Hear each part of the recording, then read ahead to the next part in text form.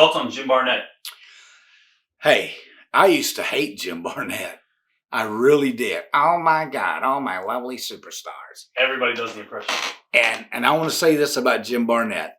When I had the IWF, Jim Barnett called me, and I'll never forget this.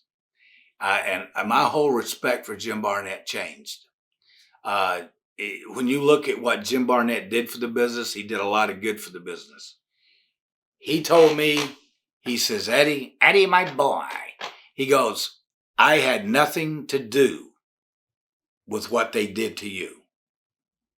I said, that's bullshit. I said, you were behind it. He said, oh, no, I wasn't. He said, Olie Anderson was behind it. Olie Anderson is the one that did that to you. He said, I wanted you for your talent. And see, Barnett liked younger guys that had a good head on their shoulders. And one thing about it, see, I already learned how to book. I knew how to work angles. And see, Olie was terrified of me because I could draw money. I've already proven it. Everywhere I went, I drew money. Right. And he was next. See, he was an old guy, kept writing himself in on top. You know, and it's like I said about bookers, he kept writing himself in top. And Rose Ward, Fred Ward's own daughter, told my friend Donnie Sanders, who worked at Dynamite, Donnie Sanders, everything that Eddie said is right. Ralph, Olie, and her father buried me because they didn't want me to get too powerful like a booker or something, because they knew that was coming. Right.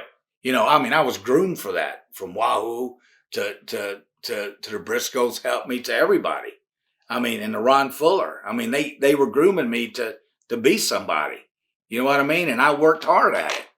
And so what happened was Olie killed me, and you know, Olie killed me. He killed my career.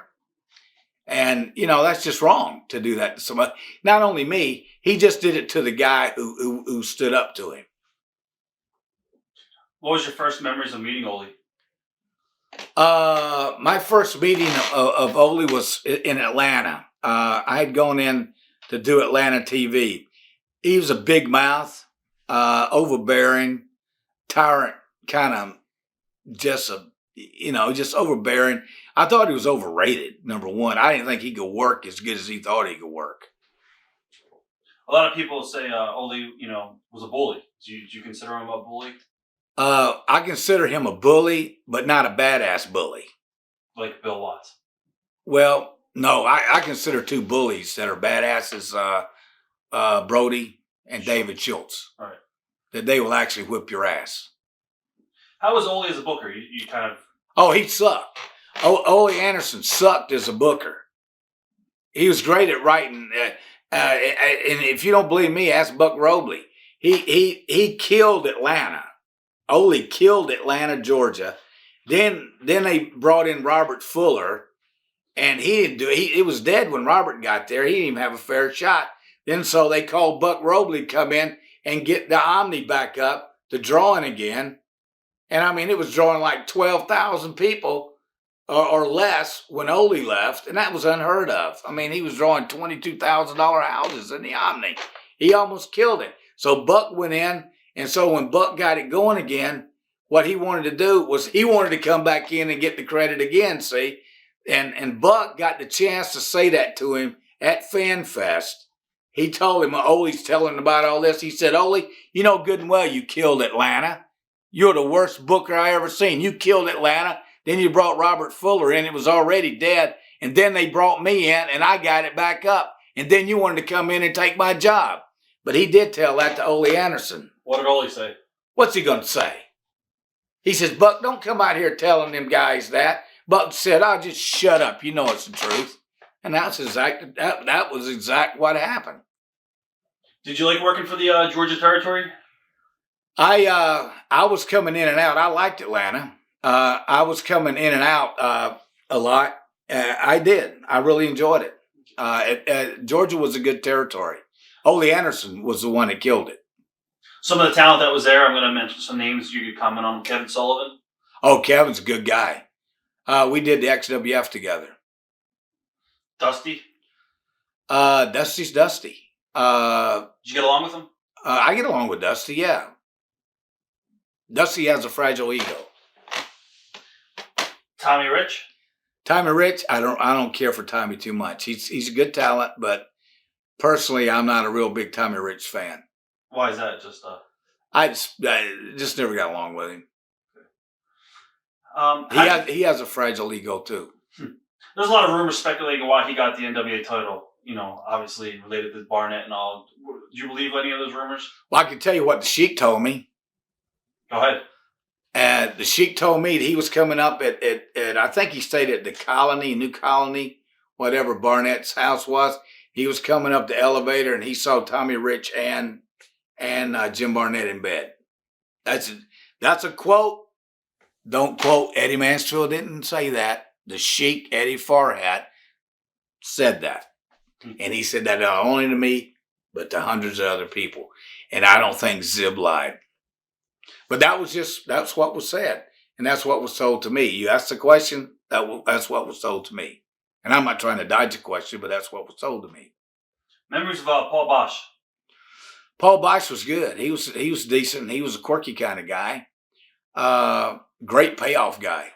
And he knew how to, Paul Bosch really knew how to promote wrestling. And when you look at how he handled Houston and the way he handled it like a baby, and he nurtured that child and he gave it the best that it could happen. He put on the shows that was like really, really good.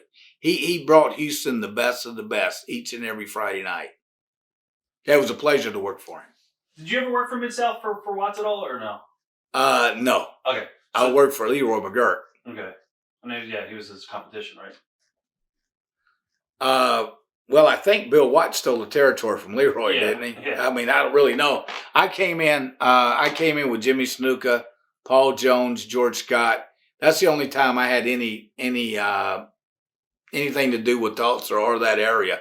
So I really don't know the background of what Bill did or he didn't. Bill was a real good promoter. Bill knew the business. I can't say bad things about Bill. I mean, Bill was there when he was licking his chops when we were leaving. I could tell, I mean, where he could get Tulsa and Oklahoma and everything, but he ran it. I mean, he had a great territory. What killed him was he outsmarted himself. What happened with Bill Watts was that he tried to go national at a time when the business wasn't ready for national. He should have focused on what he was doing, and he would have been successful to this day. That's what happened with the NWA.